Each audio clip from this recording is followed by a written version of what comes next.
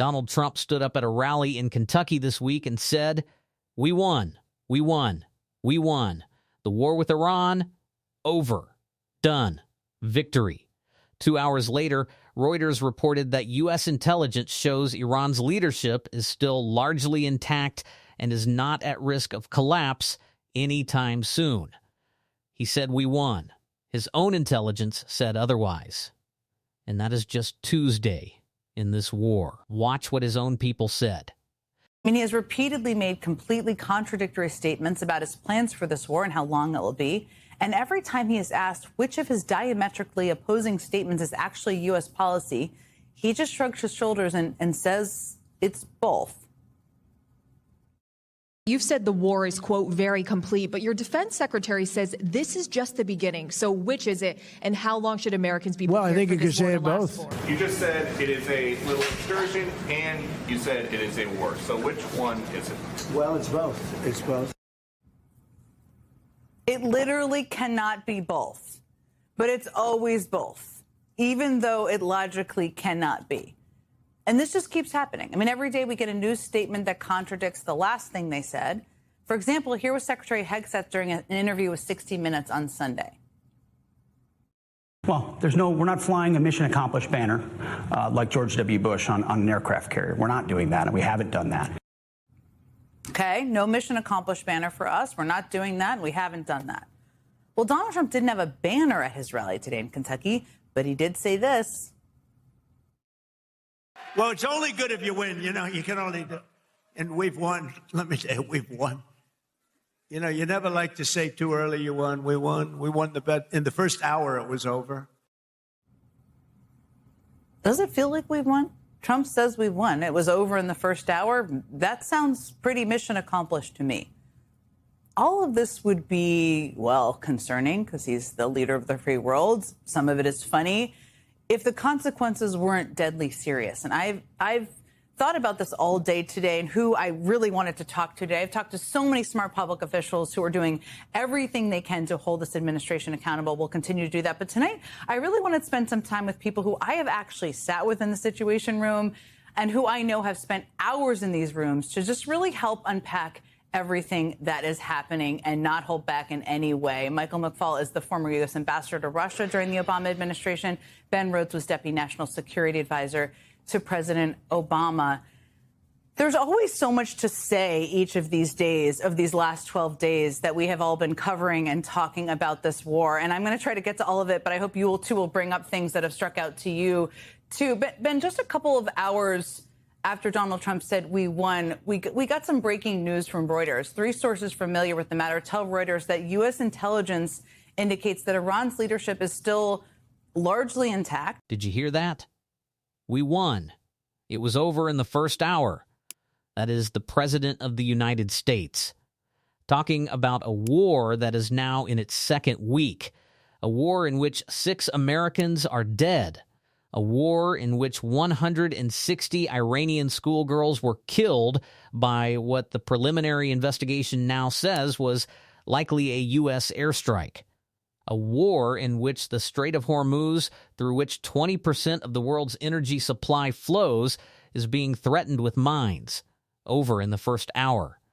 And Hegseth, his own defense secretary, went on 60 Minutes that same day and said, "We are not flying a mission-accomplished banner. We won. We are not declaring victory," both at the same time. This is not a miscommunication. This is not a spokesman getting ahead of his boss. This is the commander-in-chief and the Secretary of Defense contradicting each other in public on the same day about the most basic fact of the war they started. Is it over or is it not over? Trump says both. And here is what a former deputy national security advisor said about that answer this week. He said, "It seems like Trump thinks he can just shout things out and the world is going to follow. And that is not how things work. It is not how war works. It is not how anything works. He is right.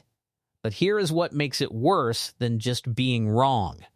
Reuters reported 2 hours after Trump's "We Won" rally speech that U.S. intelligence shows Iran's leadership is still largely intact, not weakened to the point of collapse. not on the verge of surrender, largely intact. The goal of this war, stated at various points, was regime change, unconditional surrender, a new government in Tehran. 2 weeks in, 6 Americans dead, tens of billions of dollars spent, and Iran's leadership is largely intact. But we won. That is not confidence. That is denial.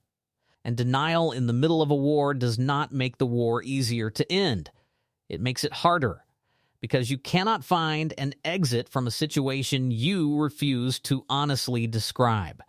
And while Trump was telling a Kentucky rally that the war was over in the first hour, the preliminary investigation into the girls' school bombing came back. The U.S. was likely responsible. Trump's response? He said he did not know anything about it. The former U.S. ambassador to Russia, a man who has sat in situation rooms with presidents, said that answer is absurd. He said both options are bad. If Trump genuinely does not know, why is his team not briefing him about a bombing that killed 160 children? And if he does know and is lying, that is equally bad. He said the way Trump talks about it is immoral. He said, you can be completely opposed to the Iranian regime and still be outraged by children being killed in their homeland. And the President of the United States has expressed zero remorse. Zero. He said it makes America look weak. It makes America look like other thugs in the world. He said Vladimir Putin talks this way. And he asked, why is the United States of America talking this way now? That is a former U.S. ambassador, a man who has represented this country around the world, saying our president sounds like Vladimir Putin. Doesn't express any remorse at all. It is appalling, and it makes us look weak. It makes us look like other thugs in the world. Vladimir Putin talks this way. Why are we now, the United States of America, talking this way? I think it has really big long-term damage to our reputation that people in the White House are not thinking about. Such an important point. The world sees it. Leaders in the region see it. Our allies see it. Partners see it. Adversaries see it. And they see the reaction and the flippancy through which the president is responding. Let me ask you, Ben, you mentioned the Strait of Hormuz. I tried to just do kind of a quick summary of that and the impact here. I mean, Trump is telling these shipping companies to have some guts. It seems pretty clear from what Senator Chris Murphy said and some reporting from within the White House that they didn't think this would be a real issue, that they didn't plan for it being shut down in this way. How do you see this? What do you think could happen? They obviously missed a lot here, but give us your assessment of that. Well, again, in any conflict scenario with Iran, this is always something that you plan for. This is not a surprise at all. Again, so 20% of the world's energy flows through, fossil fuel energy flows through the Straits of Hormuz. That's from Qatar, that's from the UAE, that's from Bahrain, that's from a number of these Gulf countries. And what the Iranians can do is a couple of things. One is they can just kind of threaten to blow tankers out of the water, right? And maybe take out a couple. And we've seen reports that they have hit a number of tankers. And so therefore, the shipping companies, they don't want to do that. Understandably, they don't want to go through the straits if it's being targeted. Then what happens is you also have some of the producers say, well, we're going to turn off the production because we can't ship this out. So Qatar, for instance, has turned off one of the largest liquid natural gas fields in the world because they can't export their energy. Then the biggest problem that could happen that we've seen reports of in the last couple of days is Iran could lay mines in the Straits of Hormuz. So it's not even just that they're firing weapons. It's that if you're running a tanker through there, you don't know if you're going to hit a mine or not. And that could have devastating consequences, and already has, for the price of oil in the world. That's going to show up at the pump for Americans. By the way, let's be clear who this benefits. Mike's on with us. Vladimir Putin is going to make a lot more money, because already he's making more money on the oil that he is selling because the price of oil is higher. He's been given a waiver by the Trump administration to sell oil to India, and so he's making tons of money off of that. And in the long run, if we can't get this energy flowing, other countries, maybe even in Europe, might have to start buying Russian oil again. So this has all kinds of domino effects in terms of geopolitics. And I think another thing that people have to understand is if the war ended tomorrow, it would still take weeks to restart all that production, to restart that flow of ships through the Straits of Hormuz. If it is mined, it could take months, right? So this could be serious, devastating economic impacts to the global economy and to Americans paying higher prices. And the fact that they didn't think this through, that they're somehow surprised that something that anybody who's looked at a potential war with Iran knew the Iranians would do if they wanted to impose a cost on the rest of the world. And this is amateur hour. It's as Mike said, it's immoral that we have a commander-in-chief that doesn't care that. I want a commander-in-chief who cares about U.S. troops and Iranian school children, not just the price of oil, which Trump seems to be obsessed with. But he's obsessed with that without understanding that what he started is hurting Americans and hurting people around the world because of energy prices. Also, you don't have to be a rocket scientist. You can look at a map and see where the Strait of Hormuz is located. Amateur hour. That is what a man who sat in the Obama Situation Room, who spent years planning contingencies for exactly this scenario, called what Trump did. Amateur hour. And let me tell you what the Strait of Hormuz situation actually means for you. Not for Iran, not for the Middle East, for you. 20% of the world's fossil fuel energy flows through that strait.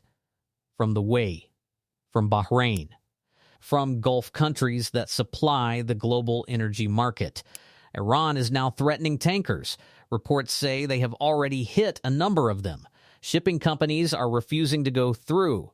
Some producers are shutting down production because they cannot ship it out, and Iran could lay mines in the strait. If they do, it is not just that ships might get blown up. It is that every captain running a tanker through that water does not know if they are going to hit a mine. Insurance companies will not cover it. Ships will not go. And if the war ended tomorrow, it would still take weeks to restart the production and the shipping flow. If the strait is mined, months of disrupted energy supply to the global economy. And who benefits from all of this? Vladimir Putin. Oil prices are already higher because of this war. Putin is selling Russian oil at higher prices. Trump gave him a waiver to sell oil to India. He is making more money right now today because of a war Trump started without a plan. And if Gulf countries cannot ship their oil, if Europe and India cannot get energy from the Gulf, they may have to turn back to Russian oil. Trump started a war with Iran. The primary beneficiary so far is Vladimir Putin. That is not speculation. That is what the former Deputy National Security Advisor to the President of the United States said this week on television. And the person who planned this, or rather the person who did not plan this, is the same man who went to a rally in Kentucky and said, "We won." Here is what a former national security official who sat in contingency meetings about a war with Iran over a decade ago said this week. He said, "Everything that is happening right now is predictable. All of it. Every single thing Iran is doing to impose costs, the tankers, the energy disruption, the regional strikes, was anticipated in those meetings years ago. They knew this would happen if you went to war with Iran. They planned for it. They documented it. And Trump did it anyway. Without a plan, without reading those contingency documents, without asking the people who spent years preparing for exactly this scenario. He thought he could shout, 'We won' at a rally and the world would follow. It did not follow. 6 Americans are dead. 160 schoolgirls are dead. Gas prices are rising at the pump. Putin is getting richer. The Strait of Hormuz is being mined. Iran's leadership is largely intact. And the president's defense secretary and the president are contradicting each other in public about whether the war is even over. Amateur hour. That is the only description that fits. And the American people paying more at the gas pump, watching their retirement accounts take hits, sending their children into a military that is being used without a plan or an exit, deserve so much better than this. share this video, because people need to understand what is actually happening, not the version being sold at a Kentucky rally. Subscribe. New video every week. Drop a comment. Do you think Trump has any idea how this war ends? Because everyone who has actually sat in a situation room says the answer is no.